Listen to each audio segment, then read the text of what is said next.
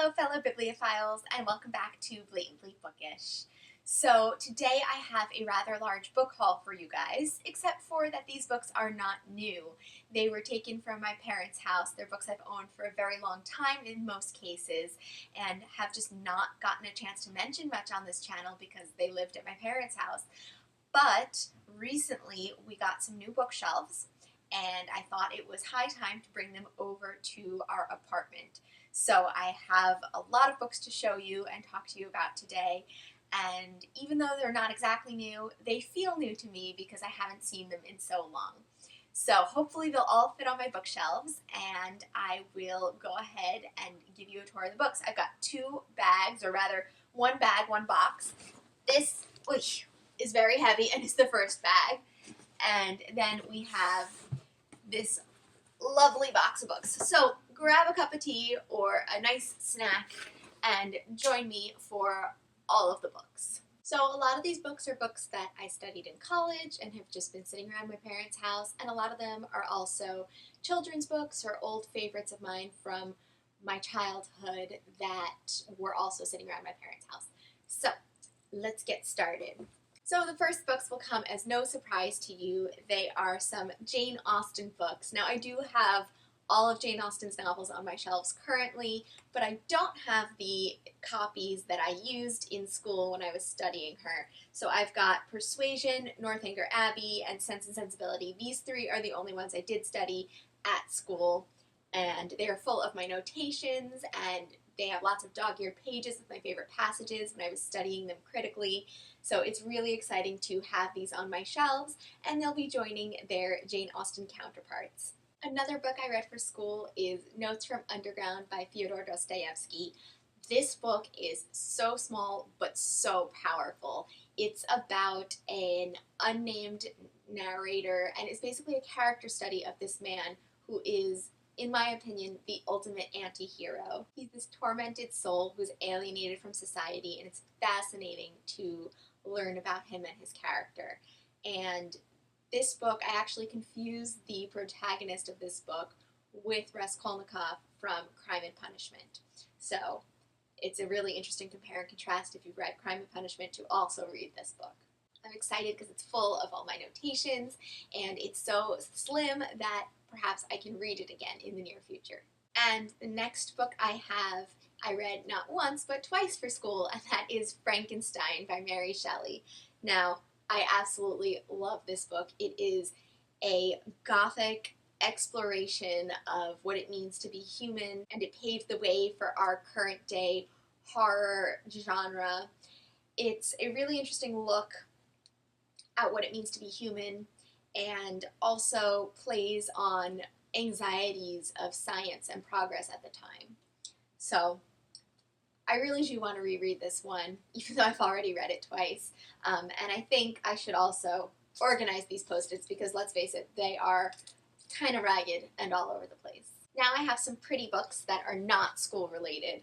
I have Dickens' The Pickwick Papers, which I haven't read, but this is such an old copy I found at a used book sale, and I don't think it's a first edition or anything fancy like that, but it's still old and beautiful, and they don't really make books like this anymore, so I'm happy to have it on my shelves. Another beautiful old book, I have Little Women, which is one of my favorite books of all time, and here is just a gorgeous illustration of the March sisters singing around the piano with Marmee. It's just a beautiful book with a lot of little illustrations, and I absolutely love it. I also have The Blue Fairy book by Andrew Lang. This was a gift from a friend in dental school. It's just another really beautiful book with plenty of illustrations and little designs.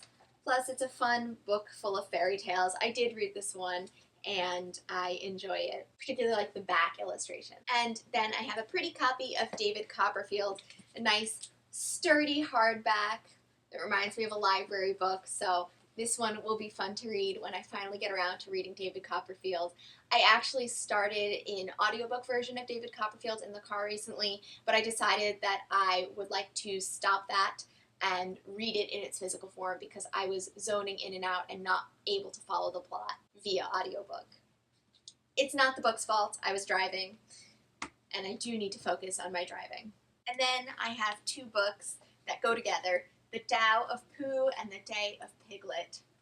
These are about Taoist philosophy and how the characters from A.A. Milne's Winnie the Pooh embody that philosophy. They're really fun reads, and I'm excited to have them on my shelves and maybe revisit them at some point. Next up, I have Margaret Atwood's The Edible Woman.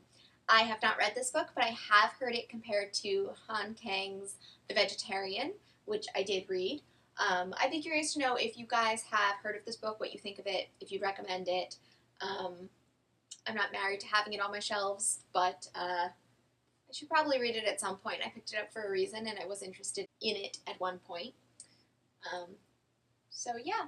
Next, this is The Uncommon Reader by Alan Bennet. I loved this book. This book is all about the Queen of England getting excited about reading and supporting her local library. And it's just such a wonderful, poignant tale about the importance of reading.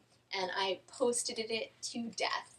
I really want to reread this one. It is very, very short. I could probably whip it out in a sitting, and I would love to revisit it.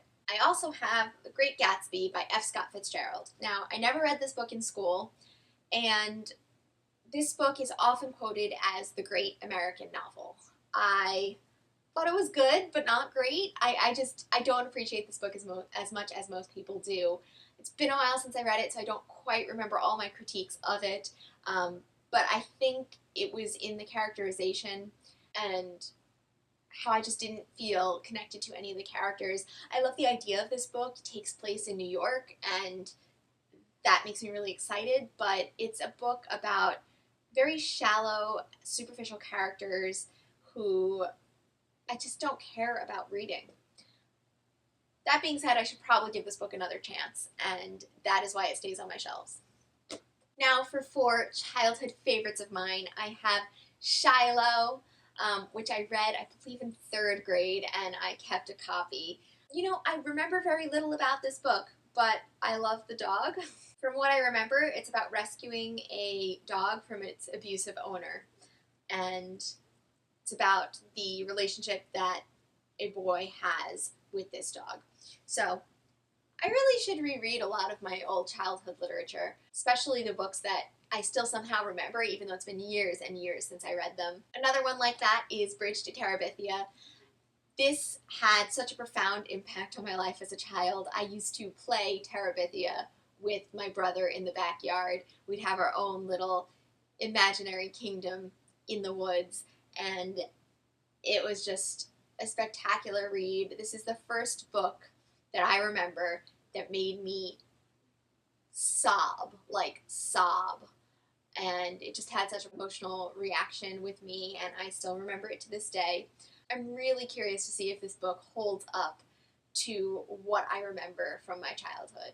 And then I have Charlotte's Web and The Trumpet of the Swan by E.B. White. Now, I associate these two books together probably because I think I read them in the same grade, one right after the other. And while I remember very little about Trumpet of the Swan, I did reread Charlotte's Web for a childhood of literature class later on in life. I think E.B. White is a phenomenal author, and we should all be reading some more of him. I should look up if he wrote anything for adults, but if not, I should definitely reread these old childhood favorites. So we've made it through box 1 onto the big bag. Since we were still talking about childhood favorites, I will continue on with these. I have a box set of Shel Silverstein's poems. Shel Silverstein is a fantastic poet. I know him best for The Giving Tree. That book broke my heart as a child and continues to do so to this day. All of his books are so whimsical and wonderful. These are particularly fun, they rhyme, they've got illustrations, and they're really entertaining. Let's just read this one. It's just one I came to. The Edge of the World. Columbus said the world is round. Don't you believe a word of that. For I've been down to the edge of the world, sat on the edge where the wild wind whirled, peeked over the ledge where the blue smoke curls, and I can tell you, boys and girls, The world is flat. Oh hey, that's the one from the cover. That's exciting. Since we are going down memory lane here, I'll continue with some childhood favorites. I have Bud Not Buddy here. This was a fantastic book. It follows an African-American boy in the Jazz Age and his quest to find his father. It's a really phenomenal book. I have to say I don't remember too much more about it at this point, but I remember loving it when I was younger. And I think it tackles some really advanced themes for children of race and prejudice and Jim Crow laws and all the kinds of things like that. So perhaps I should reread it at some point. I should really reread all these books at some point because they're obviously quite special to me in their own way. The next book I have is All of a Kind Family by Sydney Taylor. This was such a favorite of mine growing up. It says on the cover, the kind of family you won't forget, and I really haven't forgotten them. They have stuck with me. When I was younger, they made me want to be a part of a big family like this one. It's about 5 girls at the turn of the century and just some different adventures that they get into. They live in New York City, and I just really identified with them as a little girl. It's almost a series of short stories, so while the first time you should read it through in its entirety because it is a bit of a progression, you can afterwards go back to your favorite tales. And it's got illustrations, and it's just such a wonderful, wonderful book. This is making me want to reread it really badly. And then I have Matilda, another wonderful childhood favorite. Growing up, I wanted to be just like Matilda, a little bookworm, and I was to a great extent. So I'm so happy to have this to revisit whenever I feel like it. I feel like Matilda is something that many, many booktubers and people who probably watch this video are already familiar with, so I will just leave it at that. But Roald Dahl was one of my favorite authors growing up, and I read so much by him, but I think Matilda was my favorite. The next book is, yet again, another childhood favorite, big surprise. It is called Jennifer, Hecate, Macbeth, William McKinley, and Me, Elizabeth. This book is by E.L. Konigsberg, who wrote a lot of really great children's fiction. But this one's one I don't hear talked about much, and it's just brilliant. It's about the relationship between 2 girls and the friendship that blooms, and about them becoming witches. They read books about witchcraft, they eat raw eggs and do all of these special ceremonies, and it's just a wonderful, wonderful book. Another childhood favorite of mine is Crispin, The Cross of Lead by Abbey. This book is such a wonderful adventure. It takes place during the 14th century in the wake of the Black Death. It's about a young boy who is coming of age in this time period, how the Black Death has affected his entire life, and he goes on quite a whirlwind of an adventure in this one. So we are done with children's literature, I think, for a while, looking through this stack of books. Next, I have a cute little copy of Rumi's poetry. This is the Everyman's Library Pocket Poets collection, and while I haven't read the whole thing all the way through, I have from time to time just opened to a random page and started reading, and I find Rumi's poetry quite interesting and profound. This book was actually given to me as a present when I graduated high school. It was from my ceramics instructor, and I really appreciate the gift and am happy to have it back on my shelves again. Next, I have a gorgeous edition of The Count of Monte Cristo by Alexandre Dumas. Now, this, when I picked it up because it was so beautiful and it was a book that I wanted to read. However, I did not realize that it was abridged for modern readers, so I haven't picked it up, and I've been debating if I want to read it from this edition or if I want to find another edition that is not abridged. It's been something I've wondered about for a long time. How do you guys feel about abridged editions of books? I think when I was younger, I did read a few abridged editions. I think it obviously depends on the copy that you pick up and how abridged it is and what they decide to cut out. And of course, you don't know that until you read both the abridged version and the non-abridged version, but what do you guys think about abridged books? Do you read them? Do you advocate for them? Should I just read this copy and forget about finding a different one? I'm sure I could pick it up from the library, but I always forget to, and I always end up picking up other things. This happens to be on my shelves, reminding me to read it, so yes. Just curious what your thoughts are on that. The next book I have is The Alchemist, The Secrets of the Immortal Nicholas Flamel. I picked this book up after reading Harry Potter because of the obvious reference to Nicholas Flamel. I know very little about this book, besides that it is about the legend of Nicholas Flamel, and very similar to the Harry Potter series, it's about immortality with regards to Nicholas Flamel. Next I have some Steinbeck, and I do really want to read some more Steinbeck. I have read these two and I loved them. The first one is The Pearl. I read this a few years ago for the novellathon that I was hosting, and I absolutely loved it. It's about a character named Kino who is a very poor diver. One day he finds this magnificent pearl, and it's about the power of this pearl and how the pearl represents hope and security and comfort, but can also lead to corruption and deceit. This is a fantastic book, and I think if you're not familiar with Steinbeck, it's a decent place to start. It's certainly small enough that you could finish it whether you're enjoying it or not, and Steinbeck is just a fantastic author. Next up, I have another John Steinbeck. This one is a lot thicker, as you can see. This is East of Eden, and I love this when I read it quite a few years ago at this point. I read it before starting BookTube, I think, and it is just a brilliant family saga. It's an update of the Bible story of Cain and Abel that takes place in the Salinas Valley in California, and it just deals with amazing themes of jealousy and family relationships, and there's even a murder in here. So it's absolutely fascinating.